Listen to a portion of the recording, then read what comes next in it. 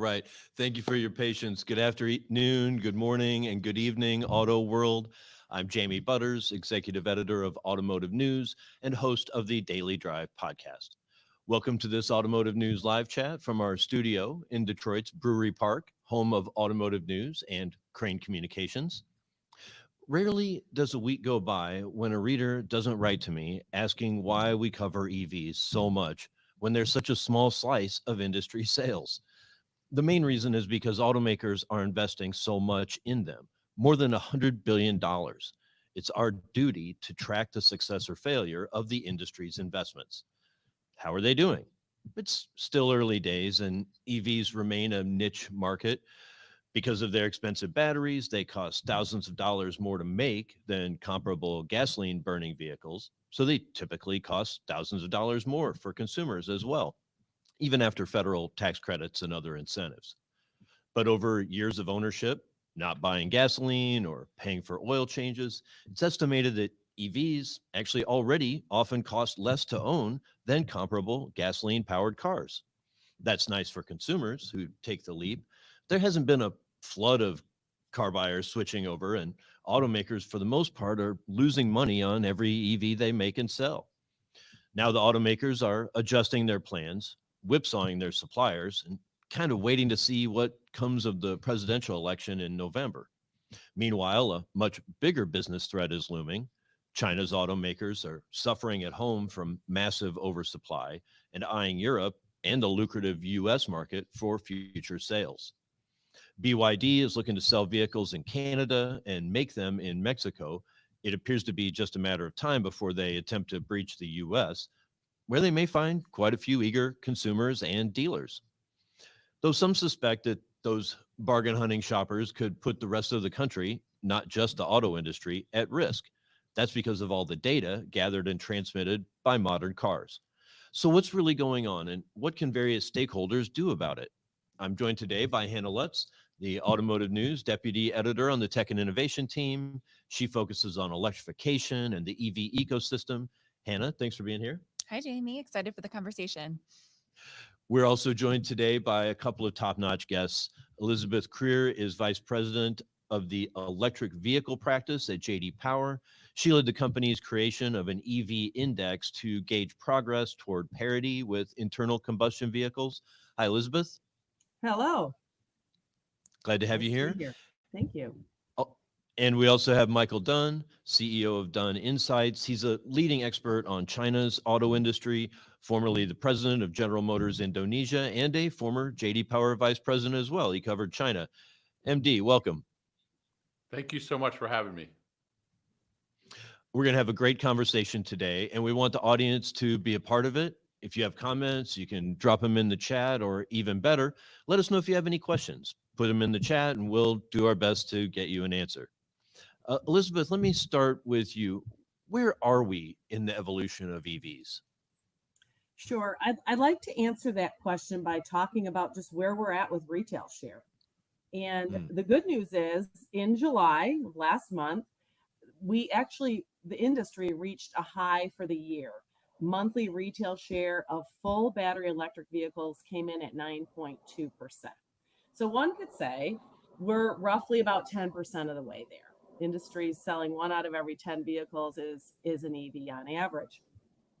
But we think about the news beginning in Q4 of last year, kind of this doomsday story.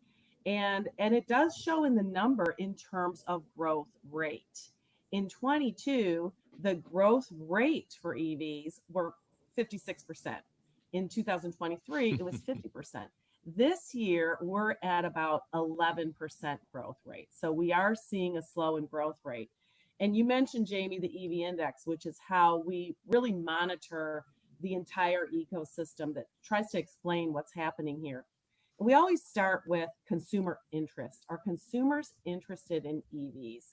Another good news point, month of July, for the year, we saw the highest level of interest in new vehicle shoppers interested, very likely to consider an EV at 28%. So when we think about that runway, we've got 28% is very likely to consider, but only 9.2% is actually buying. So we've got a runway there of 3 times, the interest. And so what I like to talk about the tailwinds and the headwinds, the tailwinds for this year are availability, especially in that mass market segment. We saw the introduction of midsize SUVs start with the Chevrolet products, Honda Prologue, Kia EV9, going to continue throughout the year with Ram and Jeep. So availability is up, but also the other thing that we think about is barriers. And the 2 biggest barriers still month over month, number 1 barrier, infrastructure. So one could say the automakers are ready, infrastructure is not. And then the second is that total cost of ownership and really understanding the value proposition, which I hope we get to talk about more. Definitely. Elizabeth, you talked about the slowing growth rate, which has been, a frequent topic that we cover. And automakers have responded to that. They've backed off of some of their EV plans. So can you talk about, how flexible truly are the automakers to change these plans? Is it going to hurt them in the long run, or are they sort of saving themselves? Yeah, I think the automakers are in a situation where they have to balance the regulatory requirements within their portfolio as well as consumer demand, right? And the consumer doesn't really know about those regulatory requirements. So having that ability to be flexible, especially in the, uncertainty with the election year of will there be a change? We don't particularly hear that there will be yet, but there is often that threat. So automakers are designing and building up for efficient models 3-4 years ahead of production. So it's really thinking about how is the consumer going to get there, and we have that forecast. We are forecasting that by 2029 the market will reach that 30% level. That's based on sheer consumer demand and looking at all of the competitors in the space. So the ability to be flexible is going to really be important to maximize profitability with those regulations. The levers that they're going to have to pull is where are they going to put the incentives? Are they going to put them on the EVs and make all their money on the ICE, or they're going to find a sweet spot there? Right. And cost and affordability has been such a big issue for EVs. I want to go back to you, Elizabeth, to break down sort of like the total cost of EV ownership. But first, I want to start at a high level because there is this threat of lower priced EVs from China, and automakers have to consider that now and as they do their product planning. So, Michael, can you tell us more about that? I know you have specialized in China. What is going on in China that the U.S. market needs to be prepared to compete with? When we think about electrics, it almost feels like a tale of 2 markets. Whereas the United States might be wavering a little bit this year, China is full speed ahead. In fact, just last month, they reached a level of 50% of new car sales in China in July were either BEVs or plug-in hybrid electric. So China is like a one-way street locomotive going to electrics and not hesitating. And part of the reason why they're able to capture so much market share so quickly is they offer products that start at $10,000 and go all the way up to $150,000. So you have $10,000, 30, 50, 70, 150 across the board. What's your price point? We have an EV for you. China is able to do that because it has the batteries and the battery supply chains, and it cannot wait for the opportunity to unleash these products into the US market. That's the big golden ticket at the end of the rainbow for them. That's what they're looking for. But as we know, the United States has in place these 100% tariffs, which buys us time here in America. But the Chinese, you can bet, are looking for an opening wherever they can find it. Sure. And to get those costs down for EVs here, what does it come down to? Are they purely focused on the battery and removing costs there? Are there other ways to reduce costs and compete with China when the time comes? If the time It's comes. the batteries. It's also the battery supply chains all the way back to the critical minerals. So when we look at our cupboard here in the United States and compare it with China, China has the batteries, the cell manufacturing, the processing of the minerals that make the cells. They have ownership in the mines worldwide. And we have EVs and we have that first layer of battery facilities, but we need to fill in the supply chains to be cost competitive. Otherwise, we're caught in a situation where we're still totally reliant on China for supply. And that puts us at a great disadvantage. Very hard to play catch up when your adversary and competitor controls your supply chains. That's where we are today. Well, we know, I mean, the Inflation Reduction Act was really crafted to encourage the development, almost require a development of domestic mineral sources and refining, but we know that takes a long time to get set up. It is a long process. It's even longer than developing and launching EVs, right? And that's right. Yeah. China, let's remind ourselves, needed at least 10 years to get where it is today. We, in our society of instant gratification, we would say, let's snap our fingers and get there. No, it takes time and money and risk. And so let's be patient, stay the course. We'll get there. Mhm.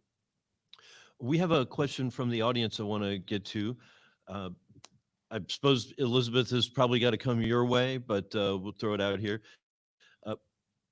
Peter asks, we know OEM profitability, automaker profitability on EVs has been an issue with supply chains and economies of scale still ramping up. Is there data on dealership EV profitability? What's the average profit on new EVs across franchise dealerships? Yeah, what we see in our data is that actual transaction price. So we see what the consumer is paying, and within that number, there is a combination of the profitability for the dealer as well as the profitability for the OEMs. One thing that I can say that we're seeing, because we talked a lot about those incentives and China and the tariffs, but the incentives on the vehicle alone, that $7,500 federal tax credit, what we're seeing in the past 18 months is that's just not enough.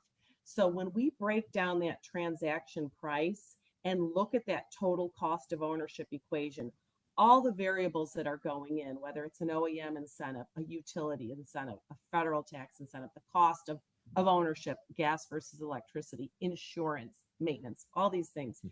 What we've seen in the past 18 months is that from an overall standpoint, EVs have really gained some traction. In fact, 29 out of the 48 that we look at are now, from a total cost of ownership standpoint, more affordable than their ICE segment average.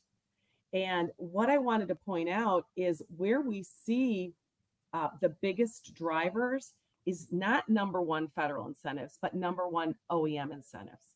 Number two would be the federal tax incentives. And then number three isn't operating costs. It's actually that trim mix coming down. Perfect example, F-150 Lightning 18 months ago was transacting at about $84,000. Today it's transacting at about $59,000. So we are seeing that shift towards more trim options. And with that does come, obviously, less profitability for the OEMs and the dealers. I do wonder if, kind of like the automakers, the dealers got a little misled during the COVID shortage, or when the chip shortage was affecting the supply of vehicles. So many vehicles were selling above sticker price. Maybe they were making money on EVs for a little while, and then as we've heard over the last several months, the concerns they have over carrying all this expensive inventory that they've had a hard time moving. You know what, I have the latest inventory data, and it was actually surprising to me. You were talking about those pre-COVID days when inventory was at about 3 million units across the board. And then during COVID, it really dropped to the lowest point of 800,000. So massive differences there in terms of supply and demand. Now, granted, Hannah, you brought up at the beginning of the hour that automakers are making adjustments, and they are. But what we're seeing now in inventory and days supply for EVs is 50 days. That's relatively, anything under 60 days is relatively healthy. For ICE, it's 49 days. So those adjustments have been made, and we're not seeing that same level of days supply. Inventory a little bit higher on EVs at about 50%. That's matching what we're seeing for hybrid and PHEV at 49%. And then ICE is hovering at about 32%. So And that's a looks recent like change, we're right? past, pardon? That's a recent change. I remember EV inventory levels being like around 80 or 90 or even above 100, depending on the source, Yeah, just a couple of months ago. and just a few, if you look at all of the really deals, if you will, that have been out there these past few months with purchase and lease, especially to get rid of some of the older inventory. Elizabeth, I want to go back to that total cost of ownership equation that you spelled out for us. There's a lot of confusion in the EV space about cost and just how to own an EV, really. And it varies by a lot of things, including location, state Mhm. differences, and the cost of electricity, et cetera. Can you break that down for us and explain how it relates to the transaction price and then actually like the cost of owning a vehicle? Sure thing. We start with the transaction price. So we don't start with MSRP, we start with the transaction price. The transaction price would include the deal that you as a consumer is negotiating with the dealer, with the OEM, taking advantage of all the incentives that you can grab. From there, then there's the federal tax incentive. And on a 5-year purchase, you could get that $7,500 if the vehicle applies, if you as a consumer apply. So there's a lot of restrictions there. But on a 3-year lease, that $7,500 is a direct pass through to the consumer. And we do find that, 99% of all OEMs are passing that incentive to the consumer. So you've got your transaction price, your federal incentive, then there are state incentives. There are 12 states that offer incentives, and they range anywhere from a few $100s to over $5,000. So it can really add up. If you're in Colorado and you're getting that $4,000 or $5,000 coupled with the $7,500, that's almost $12,000 in your pocket. And then it gets into those operating costs. And in operating costs, we bucket depending on how far you drive, and different states have different amounts of driving. Wyoming, a lot more driving happening than in New York City. So that gas versus electricity adds up over a 5-year purchase or a 3-year lease. Maintenance is 55% that of what we see on ICE. But there are also those headwinds too. Insurance tends to be more because it tends to go with the initial price of the vehicle. Also, if you have to purchase a home charger.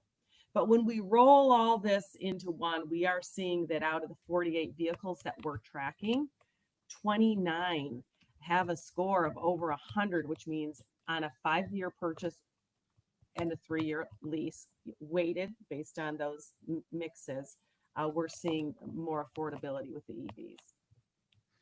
Right. And what do you expect for that going forward? You mentioned the lower trims coming out, and then we know of lower price vehicles like the Chevy Equinox, which is still $35,000. That's not a cheap car, but less Right. expensive than some of the others we're seeing. Right. The Equinox, we just did a study on that, and we compared the Equinox EV versus the ICE, and what we found from a TCO standpoint, it is more expensive still, that EV, about $33 more a month, 30 to 33, depending on whether it's a purchase or a lease. But what a tremendous headway compared to what we were seeing 18 months ago. That Chevy Blazer, when we compare the Blazer BEV to the Blazer ICE, before we factor in operating costs, just based on monthly payments negotiated with the dealer, it's within $1. So we are seeing signs in this mass market area that automakers are trying to offer that full spectrum as opposed to just hitting it hard with the premium trims initially. We have some more questions from the audience I want to get to. And you've been talking about sort of the consumer economic experience. This one's sort of a bigger picture. And I guess Mike, I'm going to throw it to you just in case you have some insights from the Chinese market, but open to anybody's thoughts. Patricia asks, do you assume in your forecast a move away from ownership and switching to car sharing, especially if the EVs of the future are fully autonomous? Then the number of cars that are needed might decrease. There'd be a lot of ripple effects on the whole industry if it becomes sort of the Elon Musk model, as he's talked about, full self-driving. Mike, you want to go out on a limb on this one?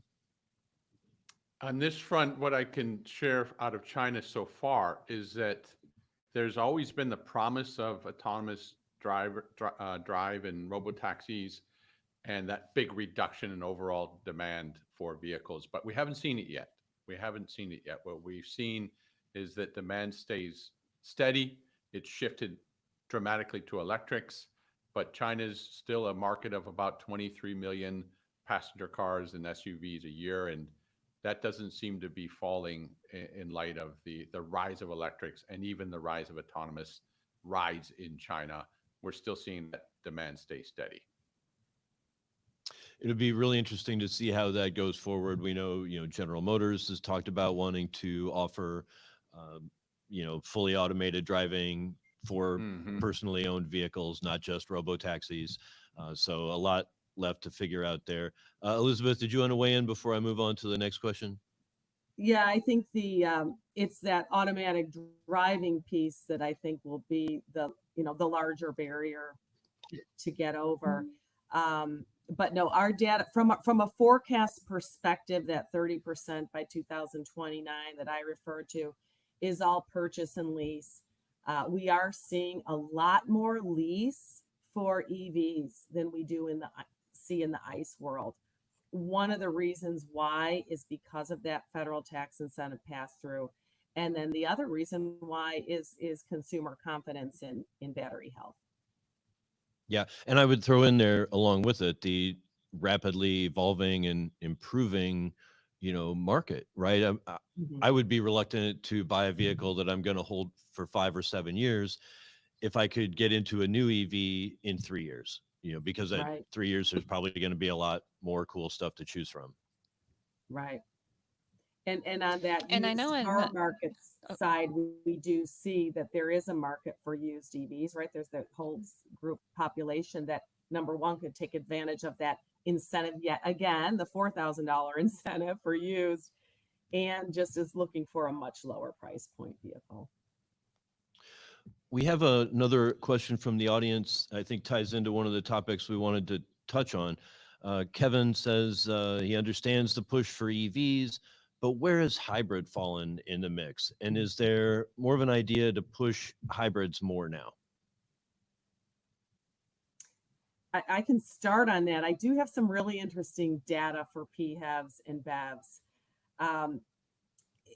where the consumer's at on it, right? So it all starts with the consumers. We, from our surveys on BEV owners, so these are full battery electric owners, 96% tell us that they are likely to consider a full BEV again. And then when we break that down into, will you definitely will consider, or you probably will consider, it's 76% definitely will consider. So we're seeing a lot of momentum from the BEV owner to stick with the BEV. On the PHEV side of the equation, we ask the same question. And PHEV owners are 60% likely to trade up to a full-size BEV. And those ones that say they will definitely consider is 30%. So we are seeing PHEVs as a good gateway, but we're also seeing from an ownership satisfaction standpoint, we look at the satisfaction of owners for BEVs and satisfaction of owners for PHEVs. Out of the 10 categories that we track, BEV consumers are more satisfied in 9 out of the 10 categories than PHEV consumers. So we are seeing more consumer satisfaction with BEV, particularly in 2 areas. They're somewhat obvious. The one is the total cost of ownership. So those very small batteries with offering anywhere from 20 to 40 miles is just not cutting it. And so consumers want more. They want more than that. And then the second is in the total cost of ownership. So we see it in battery range as well as total cost of ownership. Michael, can you share some insight on China? I know obviously that everyone's talking about the 50% plug-in market, but how much of that is plug-in hybrids versus pure battery electric vehicles? Yeah, it's great to look at the numbers out of BYD, which is the undisputed leader in the market today, both inside China and globally for electrics plus PHEVs. And this year, we've seen a surge in demand for and production of PHEVs in the BYD portfolio. So if they build about 3.6 million cars this year, about half of them will be plug-in hybrids. So what's going on there? I think that they're catering to the practicality of a wider consumer base in China. The early adopters went BEV, and the next generation says, I'm not sure about the charging infrastructure. I don't want to worry about the battery going out. Give me a PHEV. And so we're seeing an interesting dynamic in China, which is known as the home of battery electric vehicles. Hey, wait a second. BYD, the founder and chairman, Wang Changfu, has said, hey, let's make sure we take care of the customer. We'll offer both BEVs and PHEVs well into the future. So this may be a bellwether for the world. China's the biggest market, but other markets are watching how China develops to see how demand might play out in their own home markets. And what's interesting here is just to point out that the availability of BEVs in the U.S. market is 4 or 5 to 1 the availability of PHEVs. So you know, if the U.S. is going to follow that bellwether, there needs to be more PHEVs added to the marketplace in the U.S. More PHEVs, also these thing called EREV, extended range electric vehicle, Right. which is getting very popular in China now. And I know that several U.S. automakers are looking at it as an alternative too. So especially for the bigger vehicles. So I think we can anticipate with high degree of confidence that we're going to have a portfolio of choices for consumers out there here in the United States. The BEVs, the PHEVs, and these EREVs coming soon. And we should have more plug-in hybrids, like with GM saying they'll add some to their lineup, along with many other automakers. As Elizabeth mentioned, the range on those usually is 20 to 40 miles of in electric mode. What does that look like in China? And Michael, do you see a range extension coming to the U.S. market? Yes, I do see range extenders coming this way. One of the biggest differences between the United States and China, and for that matter, the United States and other markets around the world, is we have this American exceptionalism when it comes to driving. We like our big rigs, SUVs and trucks. We like to go longer distances and at high speeds. So China can, in contrast, most Chinese consumers commuting short distances at lower speeds in smaller vehicles. That allows them to put smaller batteries in and takes away a lot of range anxiety, including with PHEV. So 20 to 40 is a no-go here in California if you're driving around Los Angeles, San Diego, but 20 to 40 miles in China might be just fine. Same goes for Europe. So in a sense, the US has to wrestle with its own behavior. It's like we love college football in the fall. Someone's come along and said, let's try a new game with a different kind of ball. And we're thinking, no, that doesn't feel right. We like our comfort of our big vehicles, high speed, highway use, long distances. And that's where the sort of the delays we're seeing in adoption might be coming from. So many brands have failed trying to sell Americans small cars. It's not been a recipe for success. Hey, we got sort of a late start. I know some folks might have to go. I do want to make sure to let everyone know about a few things going on here at Automotive News. We have a new award program. It's a collaboration with our outstanding colleagues at Ad Age. It's called the Global Automotive Marketing Awards, the GAMAs, we're calling them. They will recognize groundbreaking campaigns that drive business growth and make a substantial and measurable impact for automakers, mobility providers, and dealers. You can see all the details at autonews.com/autoawards. The deadline is 5 p.m. on September 23rd. You have to get it done by then, so you can go to the Automotive News Congress. That's September 23rd and 24th. Speakers include VW of America CEO Pablo Deci, NADA President Mike Stanton, Ford Model E COO Marin Jaya.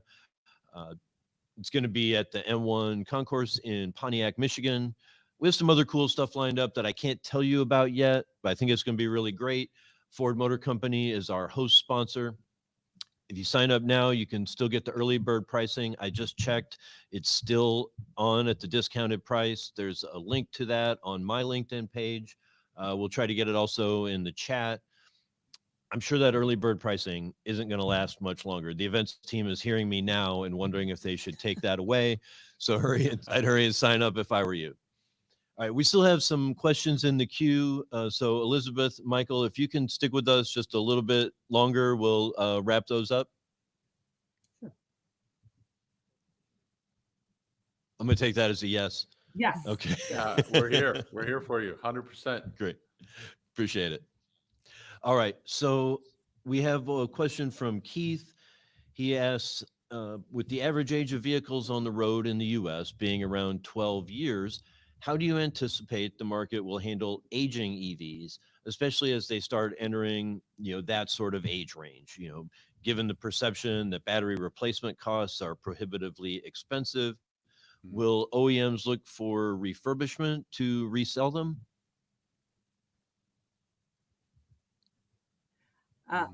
I can say that we're still early, right? Tesla, Nissan Leaf. There's a few vehicles that have that level of age, so there's some data. I know within JD Power we have a repair analytics team that is constantly looking at things that go wrong with vehicles, and then they do a bunch of statistical analysis on it. And one of the things that they're finding is that batteries are living. They're living to the age of the vehicles. They may not hold the same range, losing range for sure, but they are living as long as the vehicle. And so there will be some aftermarket potential usage for these batteries. Maybe take them out of the vehicle, use them in a charging wall for some applications. And then there's also the rare minerals. And this is something that I think the industry is going to talk a lot more about in the future, getting those rare minerals out of those batteries through a recycle program. So there's value to those batteries at end of life. Jamie, I'm on year 4 of my Model S, and before buying it, I was thinking of leasing, and then I talked to some people in the industry, especially a guy named Kurt Kelty, who's now at GM, previously at Tesla, and I asked him, how long can I count on my battery to last? And he said, you're good for at least 200,000 miles. So that gave me a lot of peace of mind. And then at the end of the 200,000 miles, we're probably talking about a 10-year-old car, time to switch out anyway. And then my understanding, there's Redwood Materials here in Nevada, and then another company called Li-Cycle up in upstate New York and Canada. They're ready to take those batteries and recycle them. So the system's in place. And the battery life so far has been tremendous on my Tesla. I'm no complaints at all, at about 65,000 miles right now. So far, so good. I'll keep you posted. Up at MBS in Traverse City last week, I moderated a panel on green manufacturing, and there were questions, the people were like, well, what's the big deal with recycling when there's so much demand for second use, second life on batteries? But there really appears that there will be, and certainly everyone loves the idea of a circular chain, right? If we make 10 years, 15 years worth of EVs, we could just keep recycling the batteries as the cars expire. Something like that would be pretty cool. So That's Michael, I have dream. another one from the audience I wanted to throw by you, just because it's sort of Asian. In South Korea, there's a lot of concern right now about fires in EVs. The Mercedes EQ caught fire, not even plugged in, and has made the country, this is from Sangha, it says turning the whole country into EV phobia. They're EV phobic. Specifically, there's blame on the Chinese brand battery, but do you have any thoughts on what's a good solution for taking care of the safety issues around electric vehicles? Great question. When I do talk to battery experts worldwide, I ask them, that's the number one priority when you're developing the next battery. They said safety. Safety is extremely hard to get right with batteries because you're always trying to extract that extra bit of energy while still keeping that battery pack safe. And it's not easy. And so here we are with Mercedes fires. And not only is it's well documented that fires are more common in gasoline powered engine cars than in battery electrics. That's a fact. But it's also true that once that fire starts, it's really hard to contain and bring under control. So who wants that risk in their driveway or in an apartment complex? So the dangers are real. They're infrequent, but they could, if you have a flurry of these in a short period of time, it would really be a setback for the global EV industry. And so we're watching and waiting. You talk to the experts, they say it is a problem. We're getting better at it, but it isn't solved yet. It's not solved yet. Hannah, did you have one last question to kind of bring us home with? Sure. A big forward-looking question.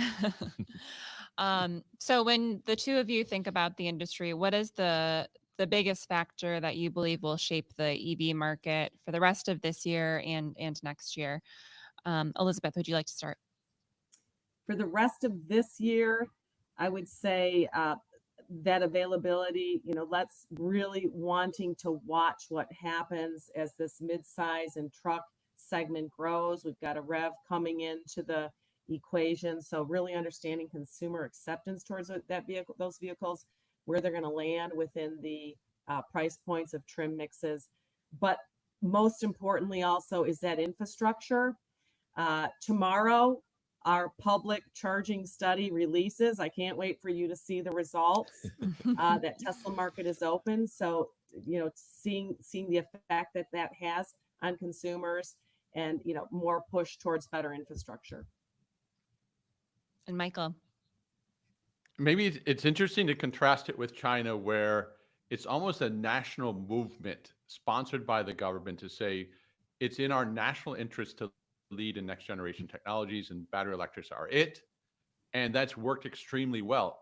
In the United States, we're still in the mindset of, is the price right? Is the price right? Am I getting good value for money? Will the infrastructure for charging be in place? What if we began to think of it as a race with China for supremacy in next generation technology as an extra motivation to go buy that electric or PHEV? That's what China has, and that's what seems to be missing in our equation. We're still down to can I save an extra $5 a month? Okay, I'll buy it. Let's try to see a bigger picture in our national interests. All right, that will do it for today. Thanks to our production team, Rudy Shork, Dean Storm, Tiara Riddick, Terry Kozdraski, Marissa Marcinkowski, and Jake Neer. Special thank you to our guests, Elizabeth Krear of JD Power and Michael Dunne from Dunne Insights. We really appreciate your time and perspectives. That was great. For Hannah Lutz and everyone here at Automotive News, I'm Jamie Butters. Thanks for watching. We'll see you next time.